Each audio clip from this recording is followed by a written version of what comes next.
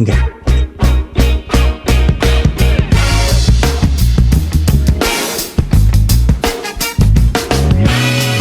And we are back on the Zero Hour. I'm your host, Richard RJ Eskow. My next guest is an infectious diseases physician based in New Orleans, Louisiana. He is also the founder of WHIV, a radio station down there on which this program and many other fine programs are carried. He is a musician. He is a close personal friend. We haven't talked in a while, so it's great to be speaking again and to have him back on the program. He is just back from not long ago from Ukraine, where he was doing armed conflict trauma training and part of a humanitarian mission there. And we want to talk to him about that. So MarkAlain Dery, Dr. MarkAlain Dery, welcome back to the Zero Hour. Thank you so much for having me back. It's always a pleasure.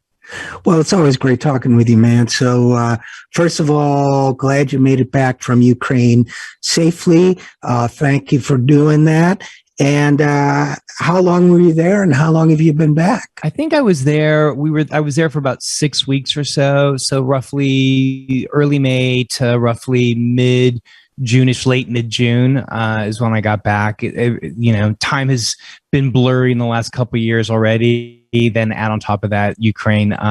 So I was there for about 6 weeks, and I've been back for a little less than a month or so. So you were deeply involved in Louisiana and elsewhere with the COVID pandemic, and now Ukraine. So you've been really involved in some of the world emergencies as you have been throughout your career. How did you wind up going to Ukraine? So, so just to kind of address the first point is that my training is in global health. And so to a certain degree, my wife gets asked a lot, why are you good with this? And, two things that she'll say is, one, this is what he trained in and this is what I married. So I knew what I was getting into.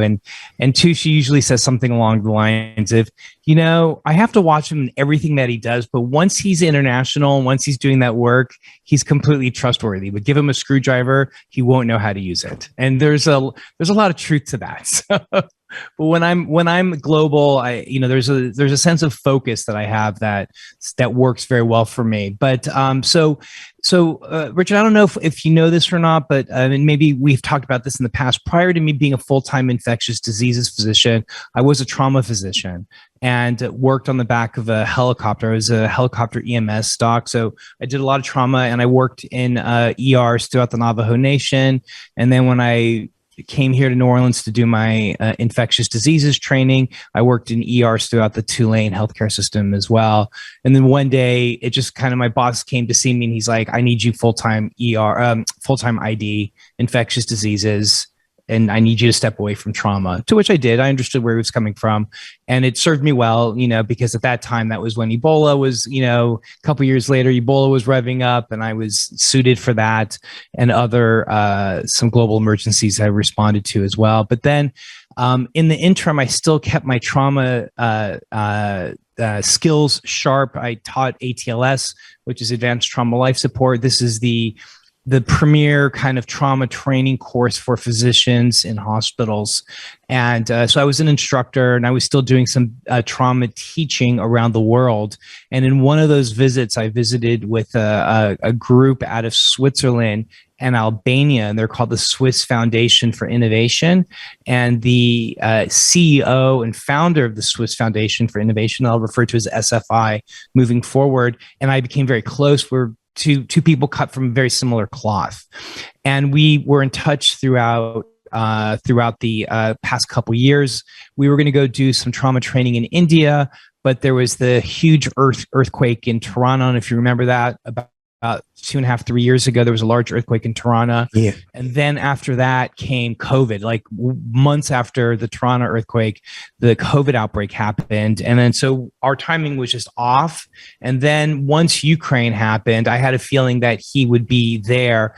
And SFI has 30 years of evacuation and experience for medical evacuations and rescue throughout the Balkans. So it was just a matter of time before they extended visited, one country. The Balkans end right at Ukraine. And so he was a matter of just kind of moving into that area. And what SFI focuses on is medical evacuation. So basically transporting people out of the east. So when I got to Ukraine, the idea was for me to work on an ambulance to be transporting injured civilians out of the Donbass region. Now that didn't quite happen, and I'm happy to get into that. That didn't quite happen the way we had intended it to be, and the shift, as you said, kind of occurred toward trauma training. But that was kind of how I got out there. It was under the guise of the Swiss Foundation for Innovation, and the people who I work for here, both Tulane and Access Health Louisiana, were incredibly supportive of me going and allowed full range for me to go for as much time as I needed. And the last thing I'll say is that my HIV clinics, my patients are always so proud of the work that I do that I just made sure everybody had all their meds for months on end, and everybody was well taken care of. And so all my Hep C patients were cured. I didn't have to worry about them. And my HIV folks had lots of refills. And so I felt really good with being able to go. Oh, that's great. And just parenthetically, by the way, I've been to both. I was in Albania a month after it opened to the West, after 40 years as a closed country, doing on a health economics and rescue mission, health financing and rescue mission, and logistics, and India as well on a mission. So I know both those places. I never encountered that group, but you went over there. And the idea was you were going to do, personal question first, I guess. In trauma medicine, do you find that you go into a kind of hyper focus, a kind of flow state? Is that what 100%. This is exactly why I'm good at, why people who are in trauma, they're able to do that. There's I often say that things move in slow motion when you're in trauma. It is this hyper-focused state, and like you said, a flow state. I had not thought about it like that, but as soon as you said it, yeah, there's something about trauma that keeps you very hyper-focused, and fortunately, there's only X amount of things that can go wrong with the human body. Right. So we're not talking about, like in infectious diseases, the differential diagnosis is as long as my arm plus, but fortunately in trauma, there's only X amount of things. So it's easy to keep that in your mind, and there's lots of heuristics or structured mnemonics that exist in trauma medicine, so that and then the other thing too is that you're usually working with 3 or 4 other people, and everybody's more or less seen as the equal. Obviously there has to be one person who's going to make a final decision. That's typically, the physician, but we're all working together and we all take our experiences. And so we're constantly talking and thinking out loud. And so that makes the part of doing trauma very interactive and very satisfying, because we're all focused on one person or a group of people to try to save their lives before getting them to the hospital. I can imagine. So you went over to Ukraine expecting to do one thing, and what happened? So as soon as we got to the Ukraine, of course, we met with the Ministry of Health. We were there on a special delegation from Switzerland and Albania. And so, of course, the doors opened for the ministry. So we did meet with the Minister of Health and Deputy Minister of Health specifically. And she was very specific about what their wants were. Now, at the time that I was there, the Russian Federation was moving into the southern part of the Donbass region. While we were there, they took over Odessa. That's when they were attacking Odessa and other elements of the southern part of the country that's along the Black Sea. That's where oil refineries are. Mm-hmm. That's where all the wheat and grain is transported from. In fact, that's one of the reasons why the Russian Federation wants that area, is because that's where all the money is, right? Because there's transport directly through the Black Sea, and you're able to take goods out of Ukraine or receive them into Ukraine, and by definition, Russia, because Russia is right there as well. So as a result of those refineries being taken over, there's no petrol to be found in the country at all. So getting around the country is difficult, especially getting diesel. And in fact, 1 in every 10 or 1 in every 15 gas stations are open. And Richard, you and I are similar in age. You may remember in the 70s when there was the major oil crisis, and I remember being a young boy, and the way they did it in Los Angeles was whatever the last number on your license plate was. If it was even or odd, if it was an even day or an odd day, those are the days that you were able to get gas.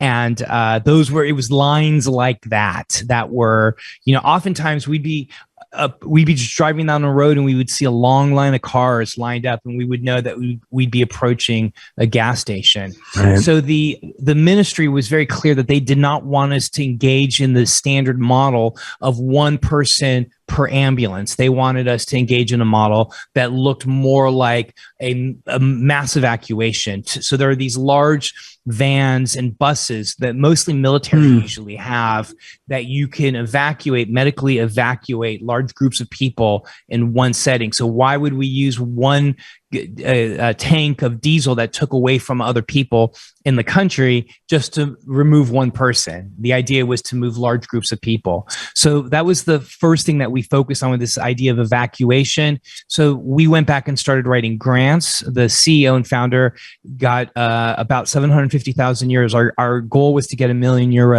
He got 750 million euros. We have now already stashed away, and he's already gotten a van or a bus.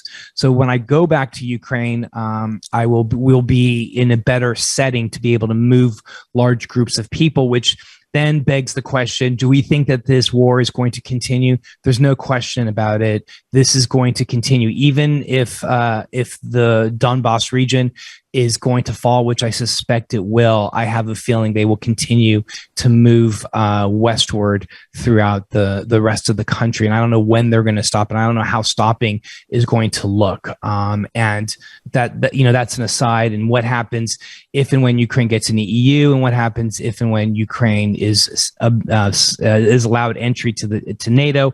And I don't know if that will happen or not, but those are important questions, because I don't know when the Russian Federation is going to stop, quite frankly. So anyway, so that was the evacuation part.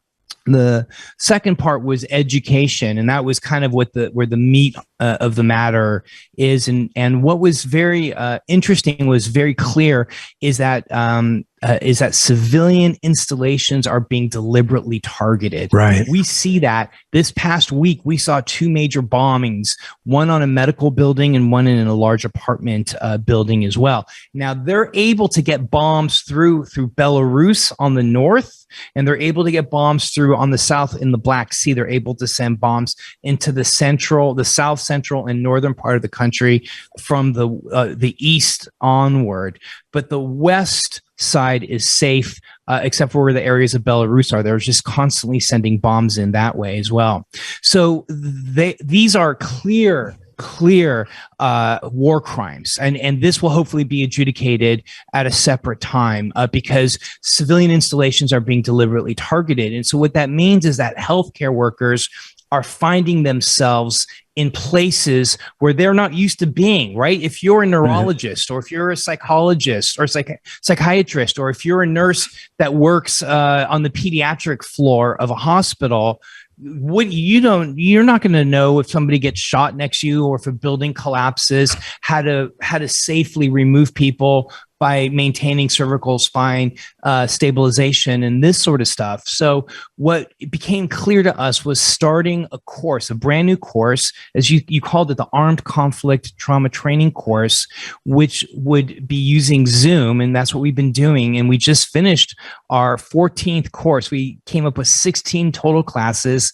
We just did our 14th one. We ended it about an hour ago, where we're teaching basically non-trauma based physicians and nurses how to manage pre-hospital trauma care. So in other words, if they find themselves in the setting where somebody's shot, how do they maintain hemorrhage control? And this is, let me just interrupt you for a second, Mark. This is MarkAlain, because they might find themselves when they're shopping or at a anywhere really, or even in a hospital setting or office, they might find themselves suddenly in a war, facing bomb injuries, shooting injuries. So they have to be prepared to use their medical skills at any moment. 100%. So the example I usually give is when I'm flying and they're like, "Is there a doctor on board?" And I have to raise my hand, right? Right. And as I'm walking to the front of the plane, I'm like, I could, I'm an ER doc. I was an ER doc. I'm like, I could manage pretty much anything, but please don't be a laboring person. Please don't be somebody laboring. I haven't caught a baby since 1995. Still, they think you're a doctor, that you can do everything, right? Most people, when they think that there's a doctor on the scene, that they can manage everything, right? For me, the last 10 years, it's been HIV and hepatitis C. If I wasn't a trauma trained physician, I wouldn't know, right? Like the first thing I would remember is like, oh yeah, trauma, ABC, airway, breathing, circulation. And I would just skip the obvious wound that was bleeding and focus on the airway, because most people aren't taught how to do trauma because it's a very niche specialty. Right. So the idea is exactly right.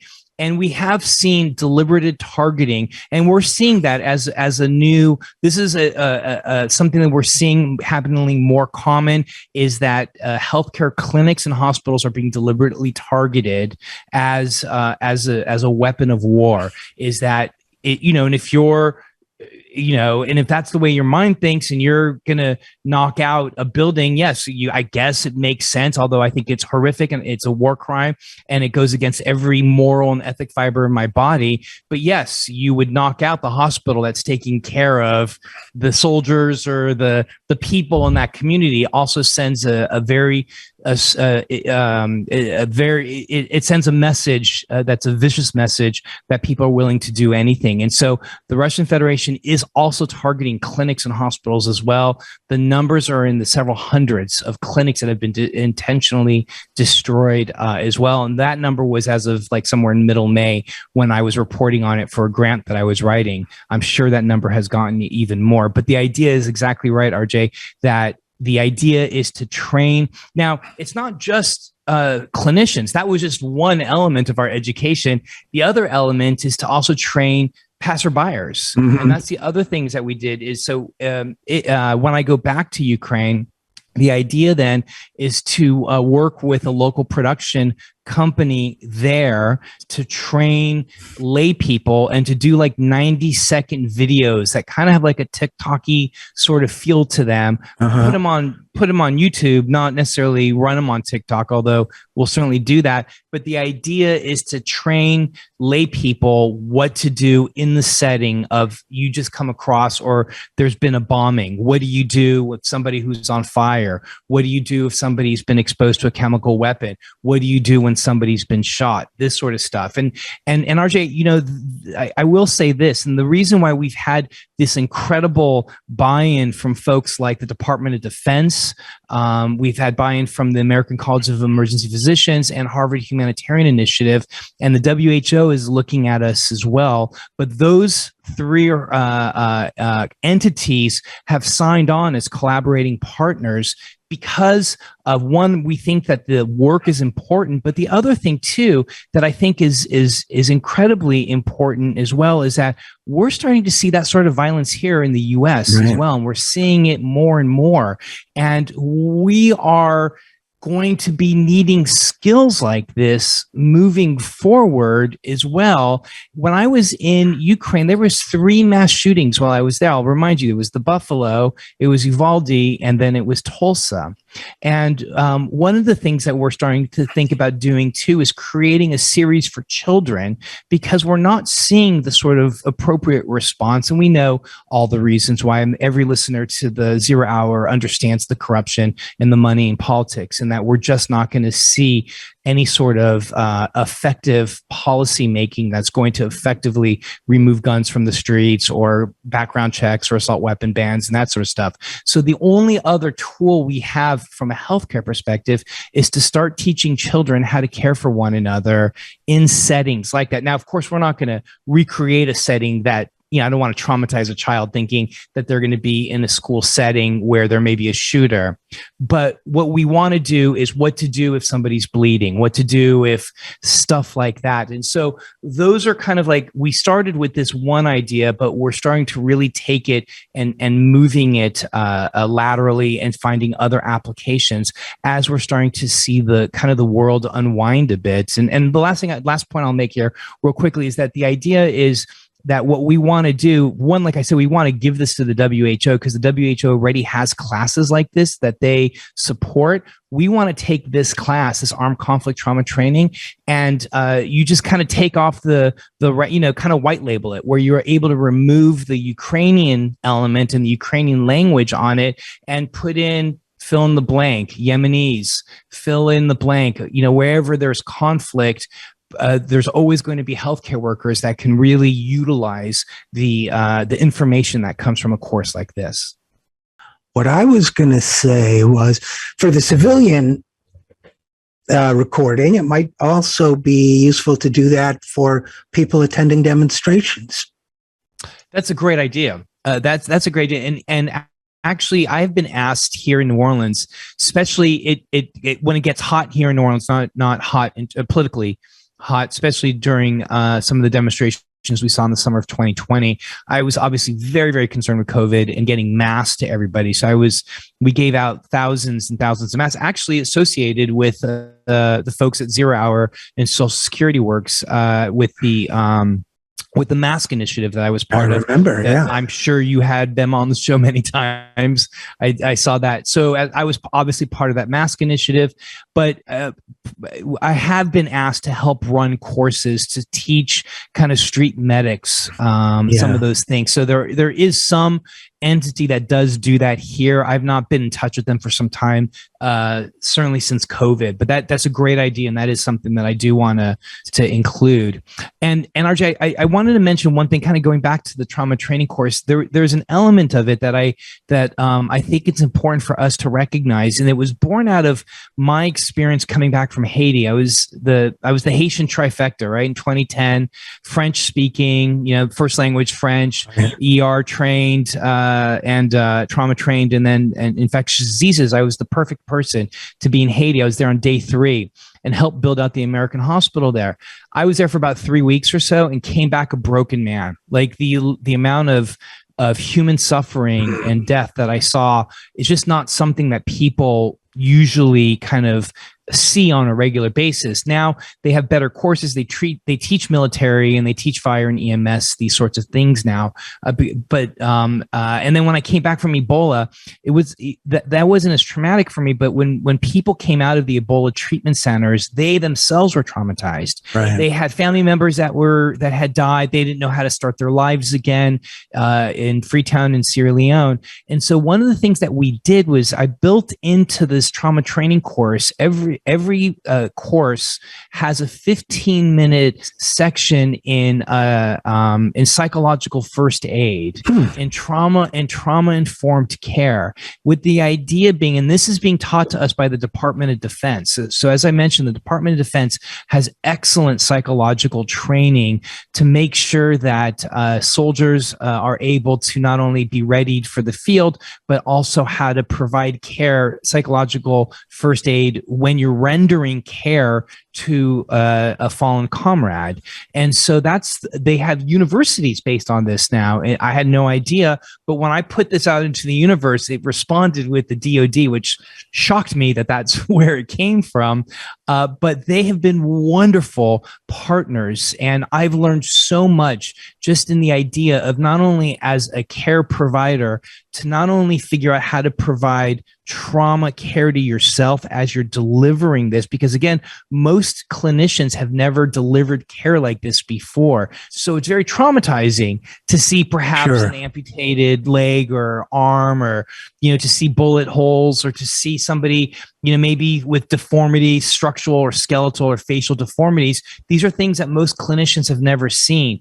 So what they're teaching us is the skills of what happens in that moment, and to not only care for yourself, kind of like the airlines tell you, put the mask on yourself before you put it on other people, but also how to deliver care that's trauma informed at the moment that you're delivering that care as well. And that's what makes this course really kind of unique, and we're really, really proud of as well. Yeah, it sounds very special.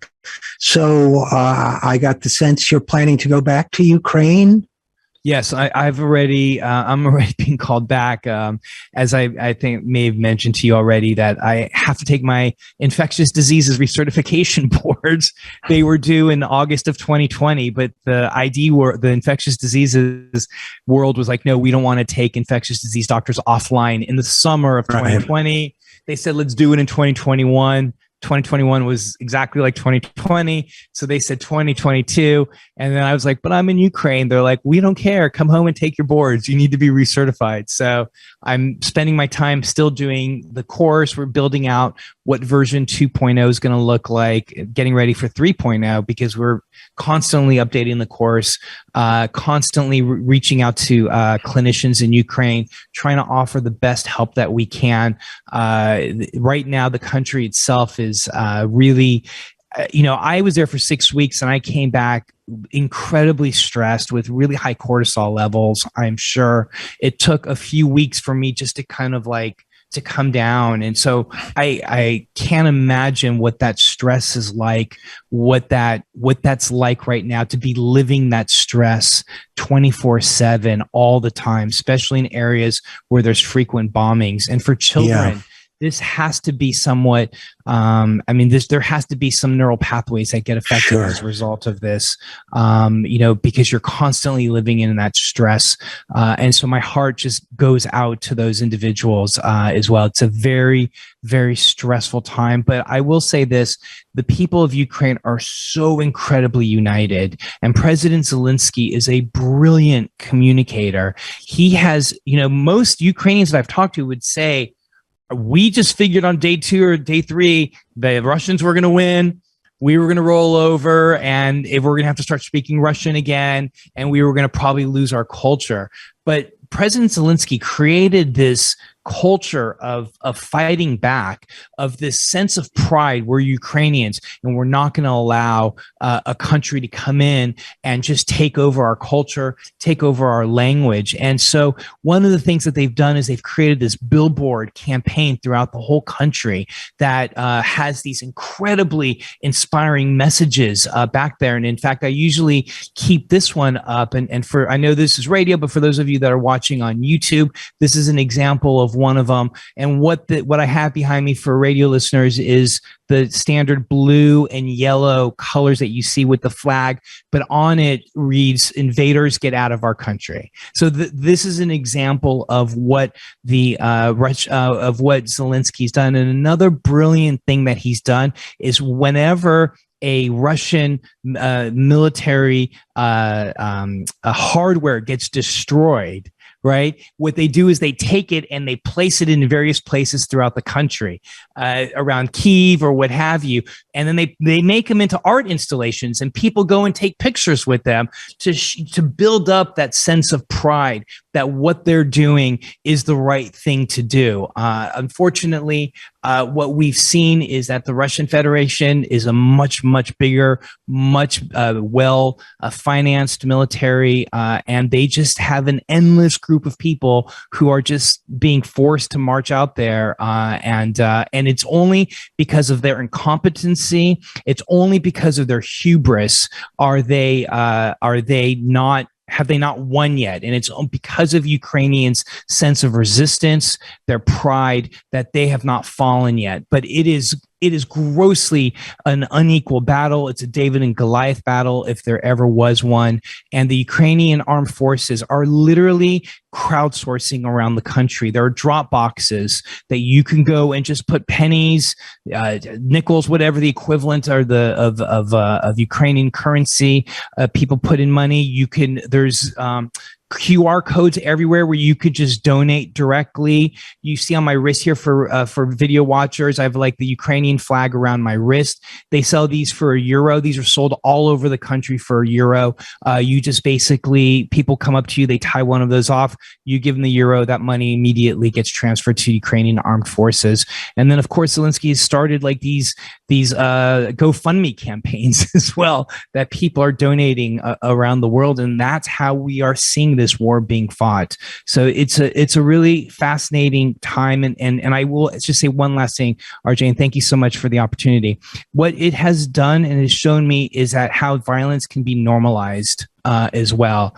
And you know, every place that I've been to, there were buildings that were bombed out. Every city that we went to was areas of violence had been experienced, and people are just going along their regular days. I mean, to a large degree, what are you going to do when there's violence? And it made me think about what happens if and when we see violence here. How, you know, what is that going to mean for it? Do we just stop our days for weeks on end because violence occurs, or we just kind of tiptoe around it and just try to live as normal life as possible? And I think that's what we're seeing in Ukraine right now. Well, MarkAlain, Dery, thanks for your courage in going there. Thanks for helping the people of Ukraine, and give us a report when you come back from your next trip. Okay. Thank you so much. Thank you. I appreciate it. And we'll be right. I was just saying, let me just end with Slava Ukraini. Glory to Ukraine. As you wish. Okay. And we'll be right back after this. I'm Richard RJ Eskow, and this is the Zero Hour.